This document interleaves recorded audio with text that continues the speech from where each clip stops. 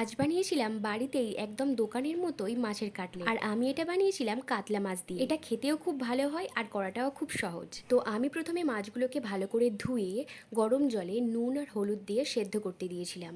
এরপরে একটা কড়াইতে তেল গরম করে পেঁয়াজ বাটা, আদা রসুন বাটা, হলুদ গুঁড়ো, লঙ্কার গুঁড়ো আর জিরের গুঁড়ো দিয়ে ভালো করে মিশিয়ে নিয়েছি। এরপর ওই মাছগুলো ওই মশলার মধ্যে দিয়ে ভালো করে কষিয়ে নিয়েছি। তারপর দিয়েছিলাম একটা সেদ্ধ আলুটা ওর সাথে ভালোভাবে মিশিয়ে একটু গরম মশলার গুঁড়ো আর একটু নুন দিয়ে আবার ওই মশলাগুলোর সাথে ভালোভাবে মিশিয়ে নিয়েছি।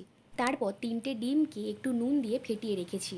এরপর হাতের সাহায্যে মাছের পুরটাকে কাটলেটের আকার দিয়ে প্রথমে ডিমের ব্যাটারে ডুবিয়ে তারপর ব্রেড ক্রামসে দিয়ে আবার ওটা ডিমের ব্যাটারে ডুবিয়ে তৈরি করে নিয়েছি কাটলেট। এবার একে একে এই কাটলেটগুলো গরম তেলের মধ্যে হালকা ব্রাউন করে ভেজে তার উল্টো পিঠটা আবার ভেজে নিলেই হয়ে যাবে গরম গরম মাছের কাটলেট। আর এটা সত্যি খেতে খুব সুন্দর হয়েছিল, তোমরা একবার বাড়িতে ট্রাই করতে পারো।